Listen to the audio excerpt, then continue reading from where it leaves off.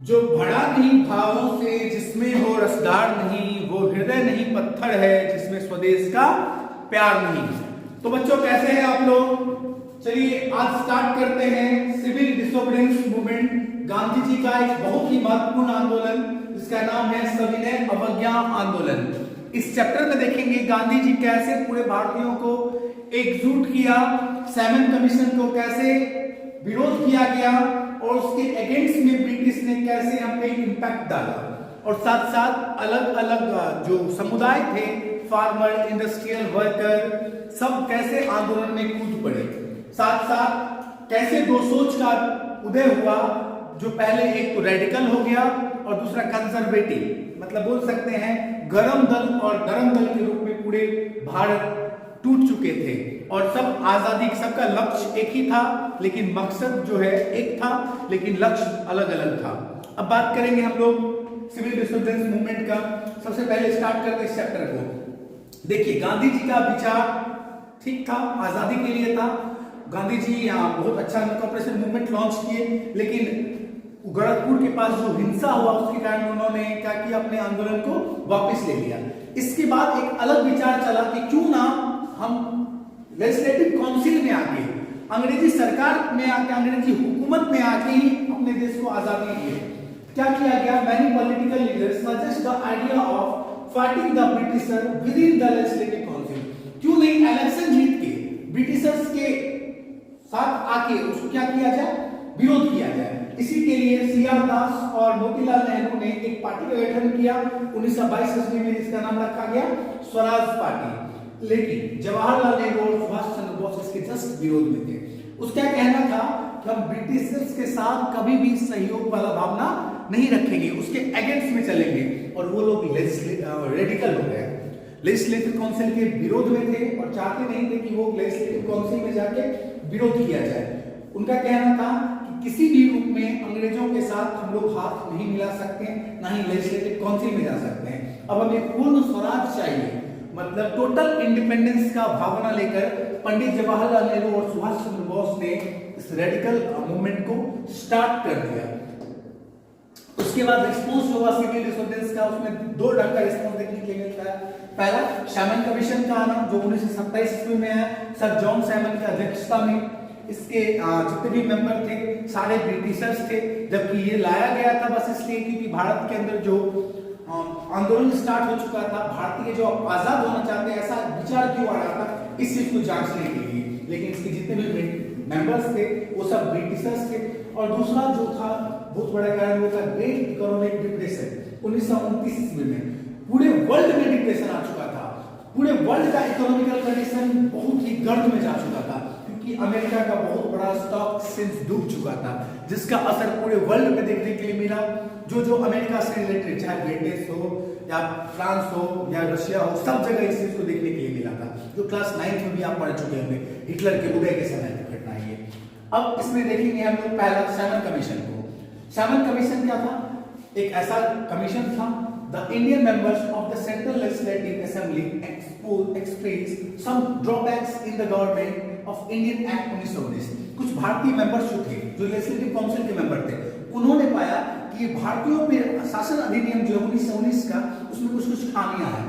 As a result of it, the Simon Commission was appointed in 1927, और उस कमियों को दूर करने के लिए ब्रिटिश गवर्नमेंट ने एक कमीशन को स्थापित किया, एक ऐसा कमीशन को लाया। कब लाया? 1927 ईस्वी में, जो सजेस्ट करता था कि कैसे रिफॉर्म किया जाए, जो कैसे उसमें बदलाव लाया जाए, कैसे रूल भारतीय शासन अधिनियम 1919 को कैसे ठीक किया जाए। This commission consists of 7 members and its chairman was Sir John Simon। इसमें 7 मेंबर थे और उसका जो अध्यक्ष कौन था? Sir John Simon. Indian boycott, they were not Indian member in it. भारतीय इसका विरोध करना स्टार्ट कर दिए। क्यों ना करें, भारत के शासन अधिनियम पे बात करना था, क्योंकि इसमें कोई न कोई भारतीय होना चाहिए था। लेकिन हुआ क्या, एक भी भारतीय को इस कमीशन में शामिल नहीं किया गया और इसका अध्यक्ष बना दिया गया इसको, सर जॉन साइमन को। भारतीय इसका पुरजोर विरोध हुआ, पूरे भारत में इसका विरोध होना स्टार्ट हुआ। सैमन कमीशन को जो विरोध हो रहा था, there was no identical of swaraj which was the first priority of the Indian. अब भारतीयों का पहला ही एक ही मकसद था कि अब हमें क्या चाहिए, स्वराज चाहिए। अब हम लोग लेजिस्लेटिव नहीं रह सकते हैं ना, तो रिफॉर्म चाहिए। हमें चाहिए क्या? फर्स्ट प्रायोरिटी मेरा क्या है? पूर्ण स्वराज। हमें अपने देश का शासन जो है अपने हाथों में लेना है। Which the commission arrived in 1928, it was met with the demonstration with banners. जैसे ही ये कमीशन जो है इंडिया पहुंचा 1928 ईस्वी में, पूरे भारत में इसका स्वागत जो है बैनर से किया गया, धरना प्रदर्शन करके किया गया और पूरे भारत में इसका भयंकर विरोध हुआ। साइमन कमीशन का पुरजोर विरोध हुआ। देख रहे हैं, Simon commission go back, Simon commission go back, Simon commission Bharat के वापस जाओ जैसे नारे लगने लगे। और ये जॉन साइमन है जो उस कमेटी का अध्यक्ष थे, देखिए बोल रहा है इंडिया को अनडिवाइड करने वाले जो गेस्ट है, इंडिया को जो डिवाइड करना चाहते हैं, उस गेस्ट को वापस जाना होगा। भारत में उसे रहने का कोई अधिकार नहीं है। पूरे भारत में इसका विरोध होना स्टार्ट हो गया। अब असर तो देखने के लिए मिला ही, क्योंकि पूरे वर्ल्ड जो है डिप्रेशन से जूझ रहा था। इसमें सबसे बड़ा कारण था ग्रेट डिप्रेशन जो अमेरिका में हुआ था। स्टॉक एक्सचेंज पूरा डूब चुका था। पूरा अमेरिका से रिलेटेड जितने भी देश थे सबका इकोनॉमिकल कंडीशन गर्त में जा चुका था। ये डिप्रेशन का इंपैक्ट जो है एग्रीकल्चर और इंडस्ट्रियल गुड पे पड़ा। कैसे पड़ा इसमें बात करते हैं थोड़ा। जैसे भारत का जो है अधिकतर नागरिक जो था, भारतीय जो पीजेंट्स थे वो फसल पे डिपेंडेंट होते थे, कृषि पे डिपेंडेंट, एग्रीकल्चर पे डिपेंडेंट था भारत का टोटल इकोनॉमी। और हम कभी पूरे देश को, जितने भी वर्ल्ड के जितने भी देश थे, उसे अपना खाता को निर्यात करते थे।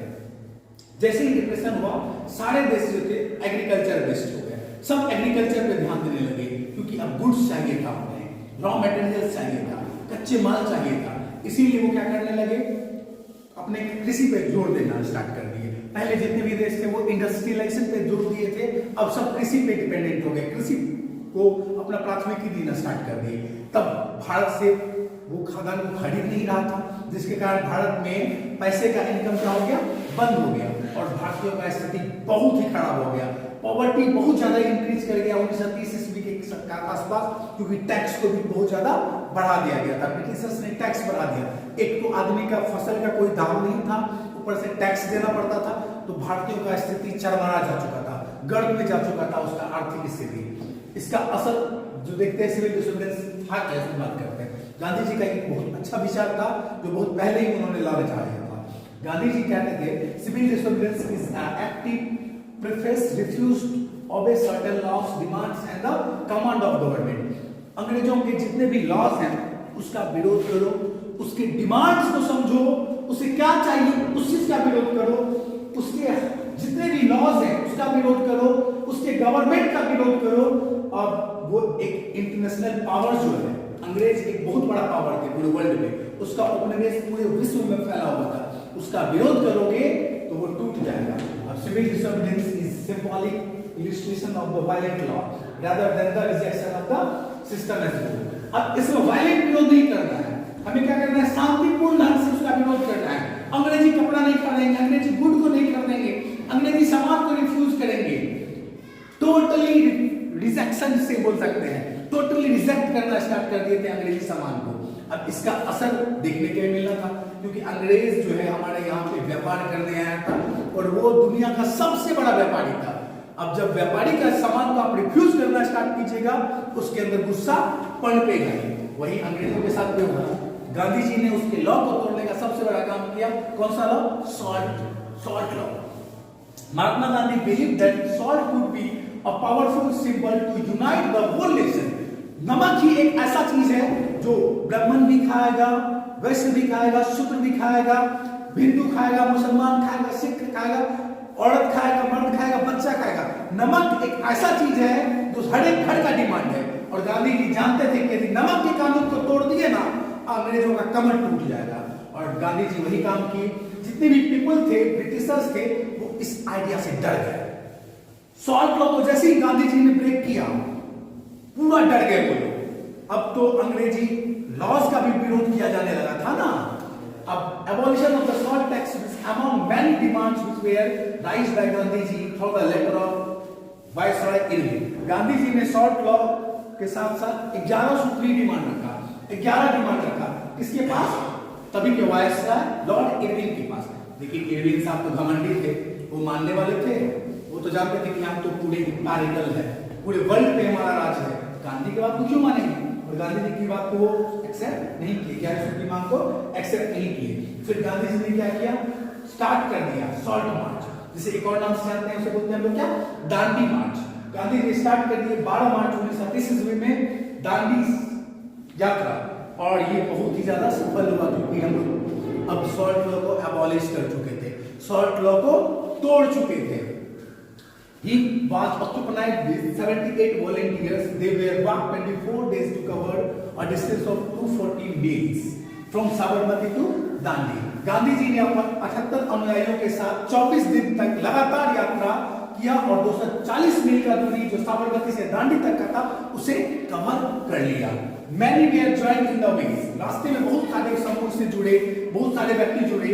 On the 6th April 1930, Gandhi ji ceremonially violated the law taken by the fulfillment of the salt. Salt के नियम को गांधी जी ने 6 अप्रैल 1930 ईस्वी को तोड़ दिया। साबरमती से दांडी पहुंच के दांडी में नमक बना के अंग्रेजों के नमक के कानून को तोड़ दिया। The salt march marked the beginning of the disobedience movement.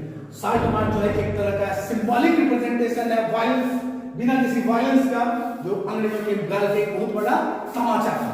तो गांधी जी ने सॉल्ट के नियम को तोड़ दिया था। कब तोड़ा था बच्चों? 6 अप्रैल 1930 ईस्वी को।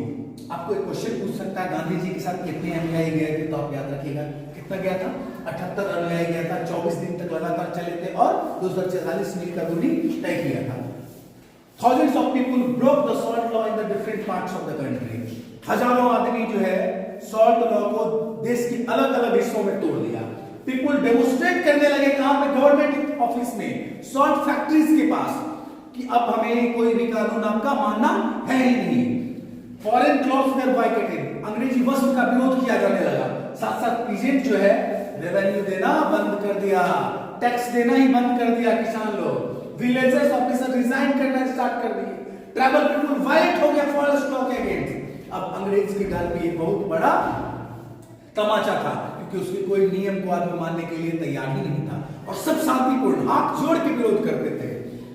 अब देख सकते हैं गांधी जी अपने साबरमती आश्रम के से कहां पहुंचे थे? दांडी, अपने अनुयायियों के साथ। और लगभग ये देखिए, आपको डिस्टेंस यहां पे दिखाया जा रहा होगा, ये साबरमती आश्रम से गांधी जी कहां पहुंचे? दांडी तक। 240 मील का रास्ता गांधी जी ने अपने 78 अनुयायियों के साथ तय किया और अंग्रेजों के बनाए हुए नियम को 6 अप्रैल 1930 ईस्वी को तोड़ दिया। ये बहुत ही बड़ा आंदोलन था और बहुत ही ज्यादा सक्सेसफुल हुआ। अब इसका रिस्पॉन्स भी होना था, ब्रिटिशर्स तो बैठने वाला था नहीं, चुप बैठे कैसे बैठ जाए, अपने बेसिक सोच का था, वो इस पे एक्शन लिया। The colonial government began to the arrest of Congress leader. अब जो गवर्नमेंट था वो कांग्रेस के लीडर्स को अरेस्ट करना स्टार्ट कर चुका था, क्योंकि कांग्रेस एक बहुत बड़ा प्लेटफॉर्म था आजादी की लड़ाई को बढ़ाने का, इसीलिए कांग्रेस के लीडर्स को अरेस्ट करना स्टार्ट कर चुका था, जिसके कारण ये जो क्लैश था इंडियन और ब्रिटिशर्स के बीच में वो बहुत जगह पे, बहुत सारी जगहों पे वायलेंट हो चुका था, हिंसात्मक हो चुका था, हिंसात्मक झड़प होता था अंग्रेजी शासक और भारतीयों के बीच में। अब गांधी जी को भी अरेस्ट कर लिया गया कुछ महीनों बाद। People began to attack the symbol of British rules such as police posts, municipal buildings, law courts and railway stations.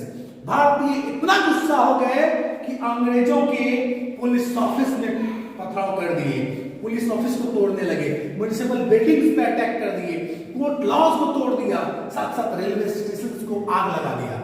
भारतीयों के अंदर अब बहुत बड़ा विरोध का भावना अंग्रेजों के खिलाफ आ चुका था। लगभग बच्चे और महिलाएं को पीटना स्टार्ट कर दिया अंग्रेज लोग। तंग आके अंग्रेज लोग क्या किया, गुस्सा इतना ज्यादा था उसके अंदर कि वो बच्चे और औरतों को भी नहीं छोड़ रहे थे, पीटना स्टार्ट किया। लगभग 1 लाख से ज्यादा आदमी को उसने क्या किया, अरेस्ट कर लिया अंग्रेजों ने। अब इसका असर देखने के लिए मिला। अब गांधी जी को मानना पड़ा किस चीज के लिए? राउंड टेबल कॉन्फ्रेंस के लिए, गोलमेज सम्मेलन के लिए।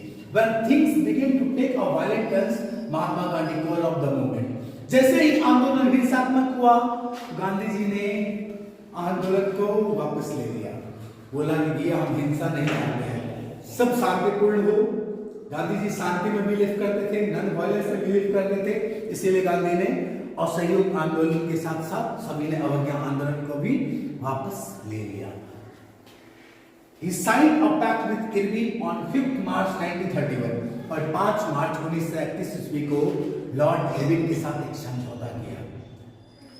This was called Gandhi Irwin pact, जिसे हम लोग गांधी इरविन पैक्ट बोलते हैं, गांधी इरविन समझौता बोलते हैं। इस पैक्ट के अनुसार गांधी जी को एग्री होना था किस चीज के लिए, पार्टिसिपेशन के लिए। कहां पे, राउंड टेबल कॉन्फ्रेंस जो होना था कहां पे, लंदन में। गोलमेज सम्मेलन कहां पर होना था, द्वितीय गोलमेज सम्मेलन लंदन में, उसमें गांधी जी को शामिल होना पड़ता। इसके कारण गवर्नमेंट जो है एग्री हो गया कि आप हमारे गोलमेज सम्मेलन में भाग लीजिए, हम जो अरेस्ट किए हैं पॉलिटिकल लीडर्स को उसे छोड़ देंगे। Gandhi ji went to London इन दिसंबर 1931, 1931 के दिसंबर महीना में गांधी जी लंदन पहुंचे गोलमेज सम्मेलन में भाग लेने के लिए। लेकिन वहां पे जो गांधी जी चाहते थे, नेगोशिएशन जो ब्रिटिश सच्चाई के थे, वो फुलफिल नहीं हुआ, जिसके कारण गांधी जी को निराश होकर अपना वतन भारत लौटना पड़ा। गांधी जी का जो 11 सूत्री डिमांड था उस पर कोई भी सुनवाई वहां पे नहीं हुआ।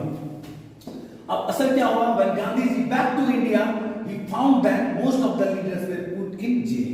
गांधी जी जैसे ही इंडिया वापस आए, बहुत सारे क्रांतिकारियों को पहले ही जेल में डाल रखा था और भी जेल में डाल दिया। इसका असर देखने के लिए मिला बहुत ही भयंकर। Congress has been declared illegal, Congress को जो बहुत बड़ा संगठन था उसको इलीगल घोषित कर दिया, असंवैधानिक बता दिया। साथ साथ मैनी मेजर्स को लिया गया, टैकल किया गया ताकि मीटिंग्स को रोका जाए, डेमोन्स्ट्रेशन को रोका जाए और बॉयकॉट्स को रोका जाए। जो समुदाय मिल के आके विरोध करते थे उसको अरेस्ट कर लिया जाता था, उसका विरोध किया जाने लगा और जितने भी संगठन थे, जितने भी डेमोन्स्ट्रेशन होते, बॉयकॉट्स होते, उसके खिलाफ सख्त कार्रवाई किया जाने लगा। Mahatma Gandhi relaunch civil disobedience movement, इससे तंग आके गांधी जी ने फिर से सविनय अवज्ञा आंदोलन स्टार्ट कर दिया। कब किया बच्चों, 1934 ईस्वी में। लेकिन वो मोमेंटम, ये आंदोलन फिर से नहीं पकड़ पाया। जो पहला मोमेंटम था, जो पहली तीव्रता थी इस आंदोलन में, वो उन्हें इससे फिर से नहीं प्राप्त हुई। ये देखिए सेकेंड राउंड टेबल कॉन्फ्रेंस है, यहाँ पे आप दिख रहा होगा गांधी जी हैं, इरविन साहब हैं और हमारे B.R. अम्बेडकर जी हैं। लेकिन जिस सोच से गांधी जी वहां पहुंचे थे कि उनका 11 सूत्री मांग को माना जाएगा, लेकिन ऐसा कुछ भी नहीं हुआ, तो गांधी जी को निराश होकर वापस लौटना पड़ा। अब इस पार्टिसिपेशन इसमें देखते हैं कैसे कैसे क्या क्या कौन कौन हिस्सा लिया। सबसे पहले बात करेंगे हम लोग फार्मर्स का। फार्मर कैसे पार्टिसिपेशन किए। फार्मर्स जो थे वो स्वराज के लिए तो लड़ रहे थे। स्वराज में क्या चाहते थे, किसके अगेंस्ट में लड़ रहे थे, हाई टैक्सेस, हाई रेवेन्यू के अगेंस्ट में, क्योंकि किसान को चाहिए था उस पे जो कर था, कर का जो बोझ था वो कम हो। When the movement was called off in 1931, जैसे ही मूवमेंट को गांधी जी ने 1931 ईस्वी में वापस लिया और रेवेन्यू को कोई रिवाइज नहीं किया गया, रेवेन्यू में कोई बात ही नहीं की गांधी जी कि कर को कम करना चाहिए, कर को बढ़ाना चाहिए, घटाना चाहिए, घटाने में कोई जोर ही नहीं दिया, तो फार्मर्स जो है बहुत ज्यादा निराश हो गए। फार्मर्स ने निराशा छा गई। Gandhi ji civil disobedience movement को वापस तो ले लिए, लेकिन किसानों के बारे में तो कुछ नहीं सोचे।